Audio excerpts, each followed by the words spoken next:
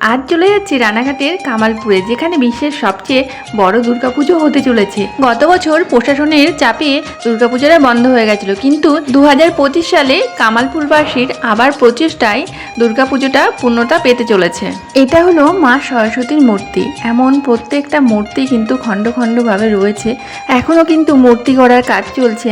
আমার এই ভিডিওটা বেশ কয়েকদিন আগের ভিডিও, এতদিনে মনে হয় মায়ের চক্ষুদানও করা হয়ে গেছে। এই যে লোহার রেলিংগুলো দেখছো আটকানো, এর উপরেই কিন্তু মাকে দাঁড় করানো হবে।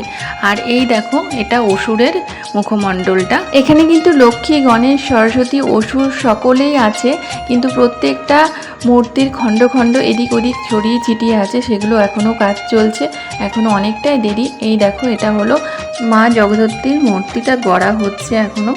তাহলে 2025-এর দুর্গাপুজো দেখতে কে কে যাচ্ছ কামালপুরে?